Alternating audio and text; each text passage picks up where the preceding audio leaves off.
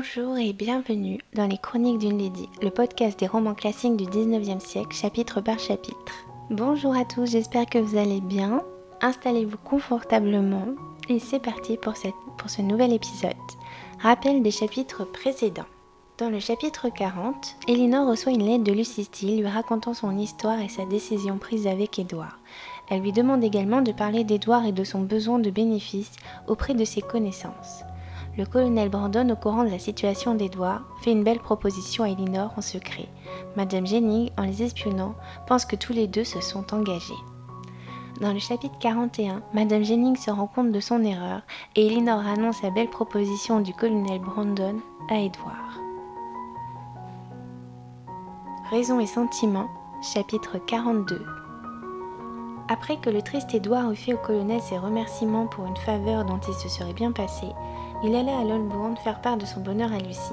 Il faut que pendant la route, il ait fait sur lui-même des efforts bien extraordinaires, car Lucy assura à Madame Jenny, qui vint le jour suivant la féliciter, qu'elle ne l'avait vu de sa vie aussi gai, aussi heureux qu'en lui apprenant cette nouvelle. L'espoir de Madame Jennings, c'était qu'il soit établi pour la Saint-Michel au presbytère de Delafort. Elle parut aussi disposée à croire qu'Elinor s'était entremise pour eux auprès du colonel.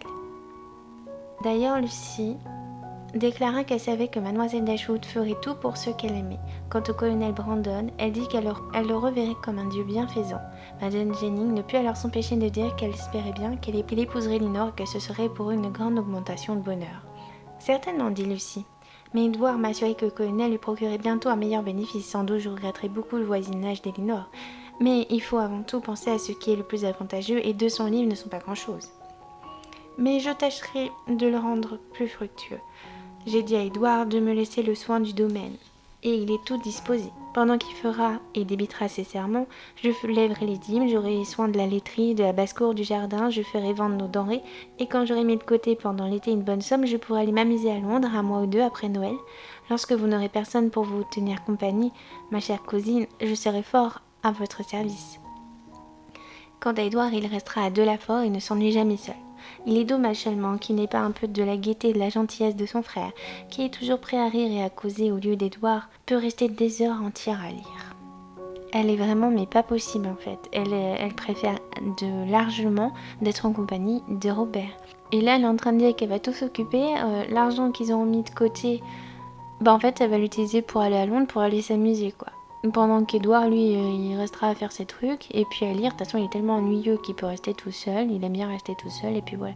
Du coup, t'as envie de lui dire, mais pourquoi dans ce cas-là, tu restes avec Edward ? Pourquoi tu veux te marier à tout près avec lui ? Ok, t'as gagné par rapport face à Elinor et encore parce qu'il y a un engagement entre vous. Mais laisse-le tranquille, quoi. C'est pas possible. Et Madame Jenny revint à la maison en assurant que Lucy était la plus aimable des filles et sera la plus heureuse des femmes. Et je suis pas si sûre que ça.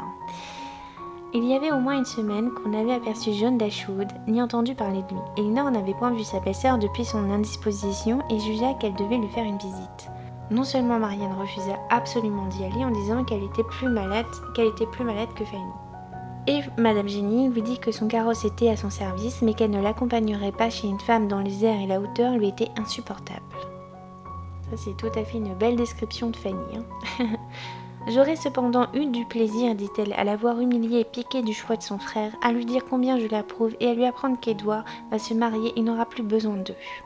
Et que je vous plains de vous croire obligée de la voir, répond Madame Jenny. Lorsqu'elle arriva devant la maison, Madame Dashwood fit dire qu'elle n'était pas encore assez bien pour recevoir qui que ce fût.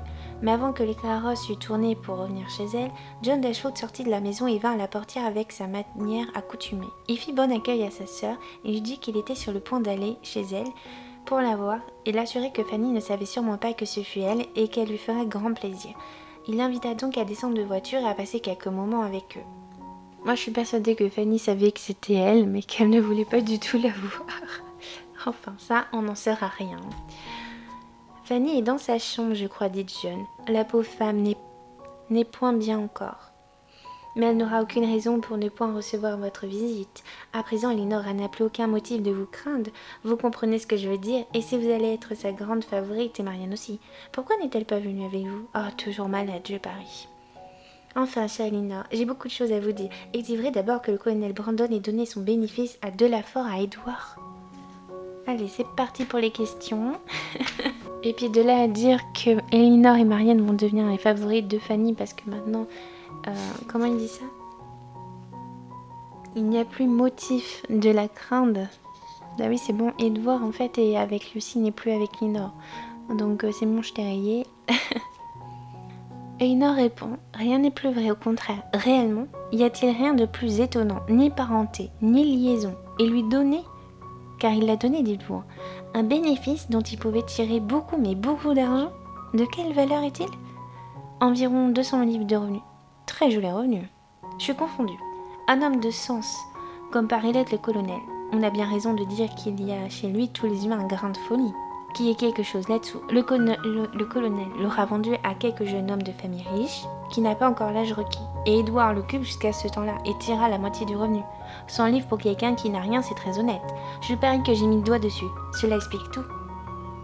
Elinor assura que non très nettement. Elle raconta qu'elle avait été employée elle-même à faire à Édouard l'offre du colonel, que cette offre était sans aucune réserve et que le seul regret du colonel était que son bénéfice ne fût pas plus considérable. Mais quel peut être le motif du colonel? En vérité, Elinor, je croirais plutôt que c'est le désir de vous plaire. En tout cas, écoutez, ne parlez pas à Fanny de ce bénéfice. Je en ai dit un mot et elle l'a très bien pris. Mais elle n'aime pas entendre parler de son frère. Et quant à Madame Ferrare, en baissant la voix et d'un air important, je ne sais rien de cela. Et nous voulons lui cacher autant qu'il sera possible. Quand le mariage d'Edouard aura lieu, nous tâcherons aussi qu'elle l'ignore, au moins quelque temps. Mais pourquoi toutes ces précautions, dit Elinor? Il n'est pas à supposer que Madame Ferrare puisse avoir la moindre satisfaction ou la moindre peine en apprenant que son fils a de quoi vivre.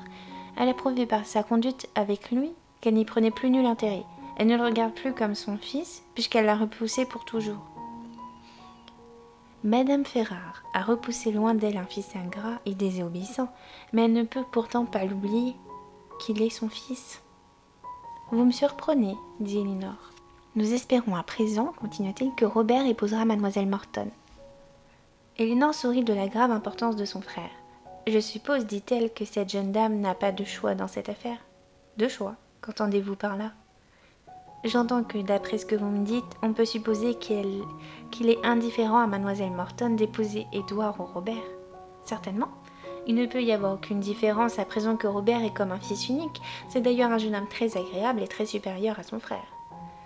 Encore une chose, ma chère sœur, dit-il très bas en lui prenant la main. J'ai le plaisir de vous en faire part.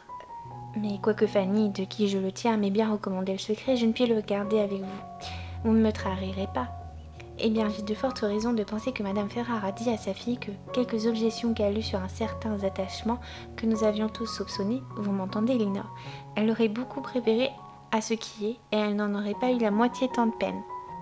Seulement j'ai voulu vous le dire parce que cette préférence de la mère et de ma femme doit vous flatter infiniment. Mais vous, ma chère Elinor, vous ne devez avoir aucun regret, il n'y a pas de doute que vous serez très bien établie et tout considéré mieux qu'avec Édouard. D'ailleurs, avez-vous vu le colonel Brandon dernièrement? Quand vous serez sa femme, j'espère que vous l'engagerez à mieux veiller à ses intérêts et à ne pas donner au premier venu ce qui peut lui rapporter beaucoup à lui-même. Elinor était aimée, indignée. Il ne m'est vraiment pas possible. Il est carrément dans un autre monde en fait. Il considère maintenant Édouard comme un premier venu. Il pense même qu'il y a une raison derrière à la bonté du colonel Brandon.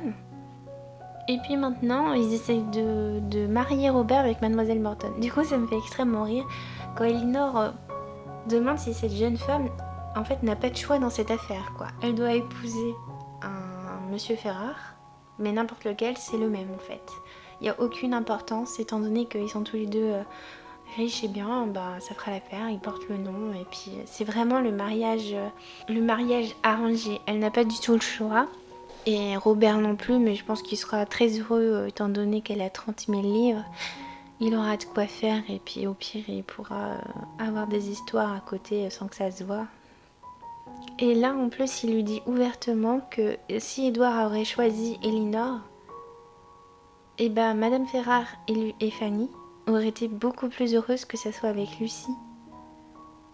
Donc c'est vraiment un nouveau coup quoi, pour elle d'entendre ça. Et puis il retermine sur sa proposition en disant quand vous serez marié avec le colonel Brandon, faites attention à ses biens qu'il ne les donne pas au premier venu. Donc Edward est vraiment le premier venu, quoi. Il ne fait plus du tout partie de la famille. Et je comprends tout à fait qu'Elinor soit complètement indignée.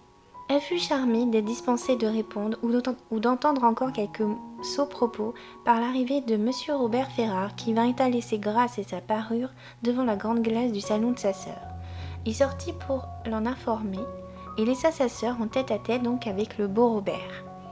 2 minutes ne furent pas écoulées qu'après un éclat de rire assez long, il lui demanda en riant toujours s'il était vrai qu'Édouard allait prendre les ordres et dû être pasteur au village de Delafort. Elinor le confirma.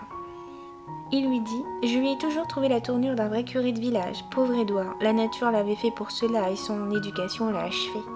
Se douterait-on que nous sommes frères ?»« Non, en vérité, monsieur, dit Elinor, en jetant sur lui un coup d'œil méprisant. »« Mais qu'avez-vous donc, mademoiselle Dashwood, lui dit-il. Vous êtes aussi sérieuse qu'Édouard. Vous lui auriez 100 fois mieux convenu que cette petite fille si gaie et si animée.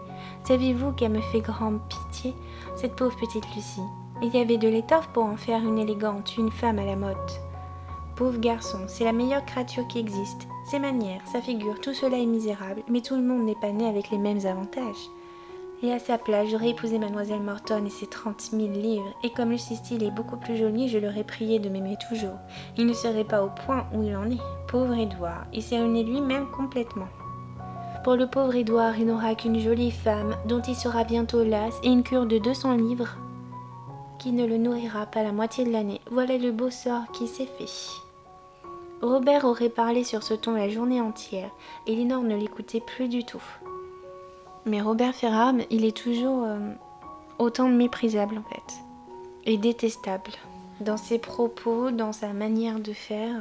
L'entrée de Madame John Dashwood fit taire l'un et sortir l'autre de sa profonde rêverie. Fanny avait une nuance d'embarras avec Elinor, comme se reprochant de l'avoir accusée à tort d'aimer Edward et d'en être aimée, et tâcha d'être plus cordiale qu'à l'ordinaire.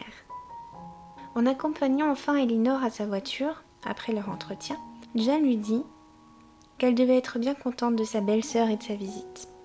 « Je vous promets, ajouta-t-il, pour elle comme pour moi, que nous serons des premiers à vous visiter à Delafort, car je vois que tout s'achemine là, puisque le colonel doit vous aller rejoindre à Cleveland. » Comme Edward n'était plus à Londres et qu'elle ne craignait pas de le rencontrer, elle prit le parti d'aller faire une courte visite à Lucie qui la reçut avec transport.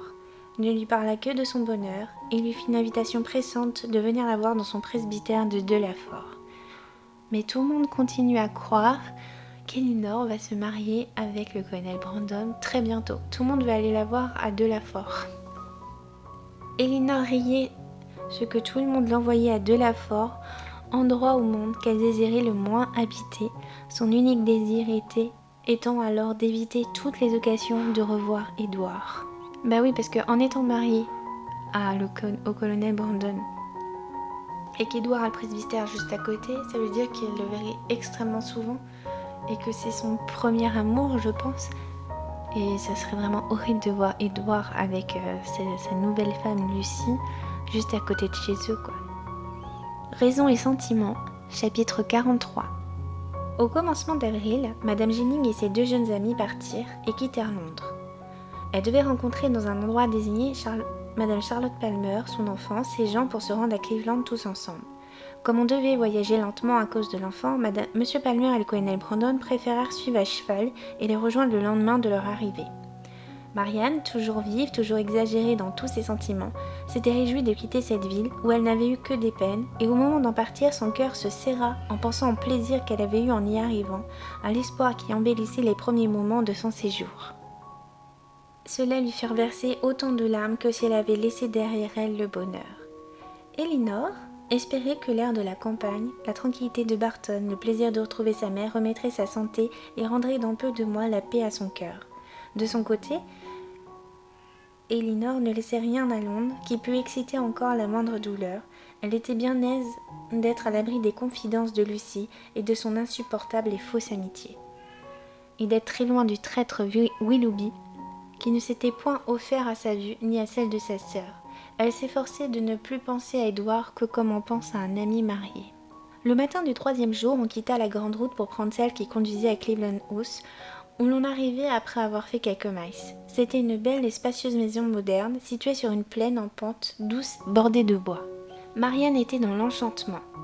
Comme elle désirait se livrer en liberté à ses impressions, pendant que ses compagnes parcouraient la maison avec Charlotte, elle s'échappa dans les bosquets. Elle suivit le sentier et arriva sur l'éminence où était situé un petit temple.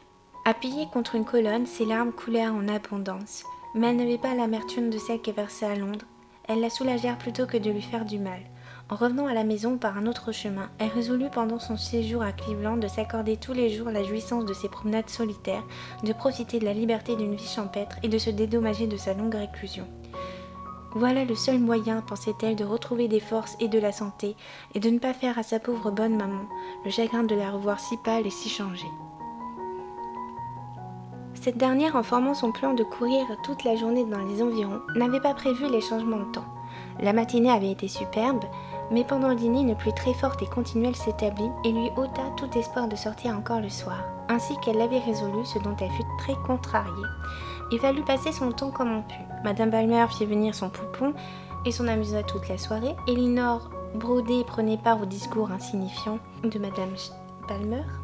Marianne, qui avait le talent de découvrir d'abord la bibliothèque dans chaque maison, alla chercher un livre et prévient ainsi l'ennui d'une soirée qui lui aurait paru bien longue. Les cavaliers attendus arrivèrent le lendemain et furent bien reçus. Ils apportaient un peu de variété dans la conversation. Une longue matinée et une pluie continuelle rendaient ce renfort de société bien nécessaire. Monsieur Palmer était très bien chez lui et faisait les honneurs de sa maison en vrai gentilhomme et avec un ton parfait. Si quelquefois il était un peu rude avec sa femme et sa belle-mère, il pouvait être très aimable avec les autres, et il aurait toujours été sans cette nuance trop prononcée d'amour-propre qui se faisait sentir à chaque instant et qui tenait à une vraie supériorité d'esprit et de connaissance, non seulement sur Madame Jennings et sur Charlotte, mais sur plusieurs hommes de son âge.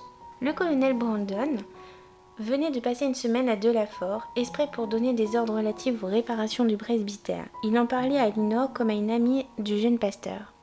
Il lui faisait la description de cette demeure, la conseillait sur ce qu'il y avait de mieux à faire pour l'établissement d'Édouard et de sa femme, et sans s'en douter, enfonçait ainsi le poignard dans le cœur de celle qui avait fondé l'espoir du bonheur de sa vie sur l'union qu'elle espérait former avec Édouard, et qui devait y renoncer. J'avoue que, en fait, le colonel Brandon prend ça très à cœur, qui veut montrer à Elinor qu'il fait tout ce qu'il peut pour aider Édouard au maximum, pour l'avancer, pour qu'il puisse enfin s'installer avec sa femme et trouver enfin la paix et être heureux ensemble.